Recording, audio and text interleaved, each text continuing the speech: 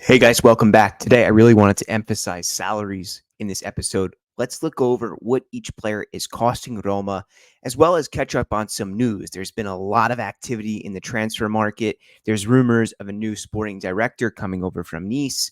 There's some bad news, there's some good news. Let's break into it. Okay, let's start off with the bad. There are rumors that Dybala could make way and leave Roma if they do not make the Champions League. Is this justified? Is this the right thing to do or not? Look, for him, I get it. He's 30, 31 now, right? And he's approaching that. He's a top player. He's the guy who would be starting for Argentina, probably winning the World Cup anyway, if it wasn't for the best player in history. He is one of the best of his generation. I think that he deserves to be on one of the best clubs. If I were him in that type of similar situation, you got to think like, what would you do? And I feel that Dybala is probably, you could treat him one way. You can give the number 10. You could make him out to be a king more than he already is. But money speaks. Champions League objectives speak, especially when you're in your 30s and you haven't won that title. It's probably the only title that has evaded him. Major trophy at this point, aside from like the Ballon d'Or, like personal trophies. So I get it. I see why he would want to leave. I see why he should leave. I see why Roma would not even want to really resign him, given the injury history. If a player, we go back to this thought, if you've been with on this channel for a while now, if a player plays only 60 to 70% of the matches, are they really somebody who should be absorbing the chunk of your salary budget? And we'll go back into that in a second. But the other, I guess, what you call bad news is here, and this is something which this definitely concerns me, is perhaps that even Bove could be sold. Eduardo Bove has become a bit of a really loved character. Young, up and coming, Roman, looks to me like he's going to be a future captain of this side. Roma need to accumulate 10 million euros by June 30th in order to be active in the transfer window. If we think about last season, who was that player? Roger Ibanez. There was a couple. Tahirovic was thrown in there as well. Roma had a big deficit. Now with financial fair play, that's only about 10 million euros that they need to come up with.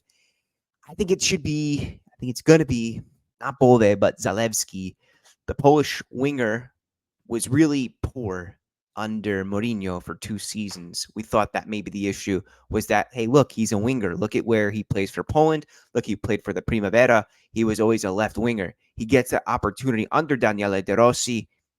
Almost half a season, doesn't impress, doesn't do much of anything. So I think that it's time. You might say, Wayne, yeah, but he's young. Give him time. Give him more. You can't be. Look, if you want to, there is a difference between grooming and investing in players, and then there's a difference when it's time to go to the butcher. And I think that time has reached for Nikola Zalewski. What else do we got? Yeah, that 10 million euros. I guess from there we could go on to the good news, and that is perhaps there's rumors that Roma are targeting Riccardo Calafiori. This is a center back I really love, I believe in. He's got great metrics to him. I just threw something in my trash that I had from last night. I was cleaning up my computer. But if you go through my Twitter, you could see, you know what, let me just go for it now, try to find it really quickly. But Calafiori is dominating statistically in Serie A. And it looks like he's going to be about 25 million euros. I think that's fair. Maybe he should be even more, but this is the link I was thinking about here. So 21 years old, passes completed. You don't want to read too much into this because it really depends on the types of passes, like 85th percentile. Okay, but are those sideways? Are those long balls? Those all make a big difference with that one. Defensive duel, 47th in his percentile. Defensive actions, 89th. So really high up there. Forward pass accuracy, 73rd. That's a stat you really want to focus on. Aerial duels and progressive carries. This is massive. Aerial duel, 93rd percentile. Progressive carries, 92nd percentile. So if you look at this little chart here, it could tell you his strengths: carrying, passives, defensive actions, forward passes. This is an excellent chart here. And I think you can make these now through Data MB. Don't quote me on that, but I think that might be the situation there. And this is a good from Footy Memorial when Mourinho was studying Calafiori through Y Scout. Y Scout's a good little piece of software that shows you every movement that a player has made. Other good stuff. What do we got?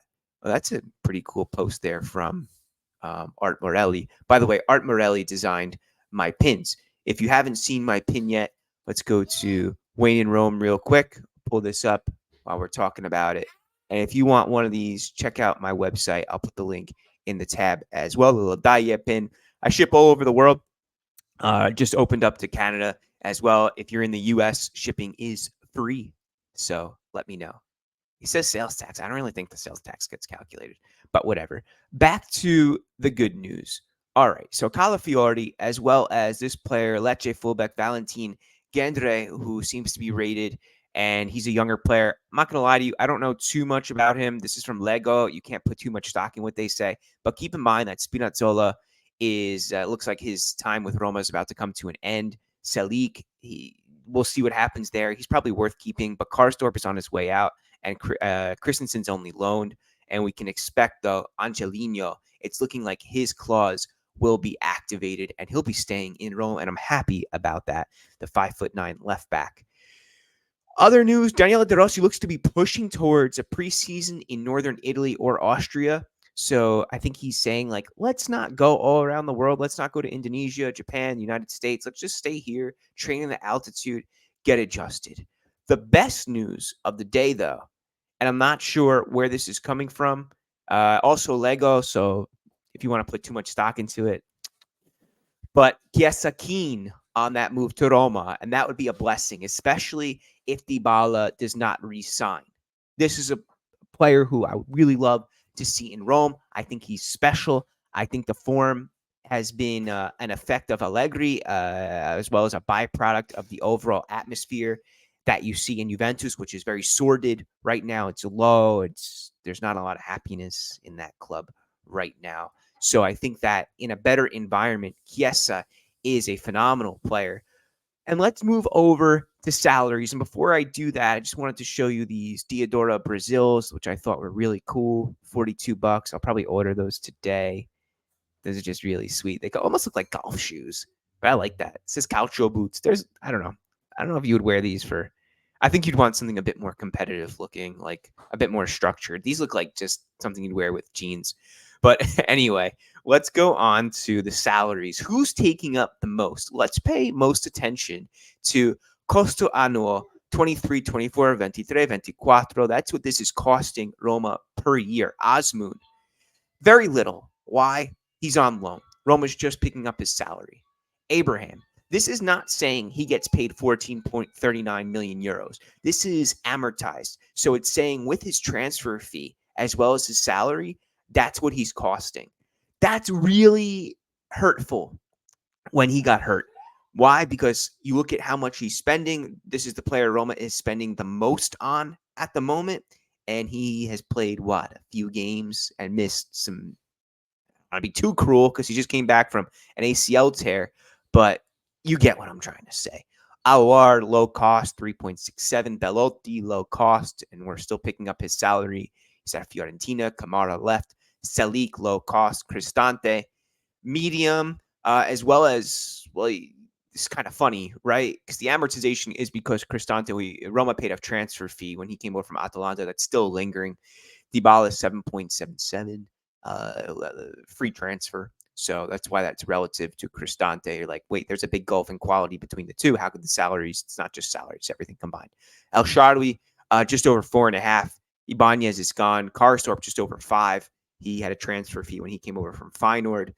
Picking up Christensen's salary. Kambula was a big operation. He had a hefty transfer from Verona. Llorente's on loan, another player who I think could be staying in Rome for the long haul. Lukaku, massive salary. Gianluca Mancini, big salary, also amortized from Atalanta. Matic is gone. Ndika was free, but just under 5.25. There, Paredes also free, but a big salary. Pellegrini, big salary. Sanchez, medium weight salary. This one, Rui Patricio, we know where this will be heading. Chris Smalling, just under 4. Solbakken has gone. Spinazzola, massive. So when we talk about Spinazzola leaving, This is one reason why. You look at those fees here.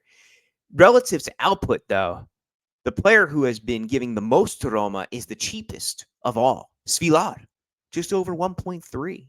1.3 million euros just to keep him around, to get him on the books. That's insane. He's been Roma's best performer of the second half of the season. That's a good thing and a bad thing. Good because he's excellent. Bad because he's facing a lot of shots. Who out of here is leaving? And I think you just have to look at the numbers, excluding Pellegrini because he is the team captain. If you want, write in on a comment who you think is heading out this summer and who you would like to see Roma bring in.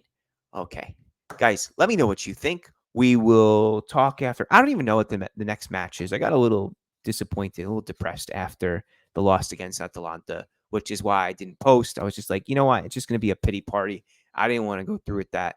Subscribe if you're new here. Like the video. We'll talk soon. Ciao.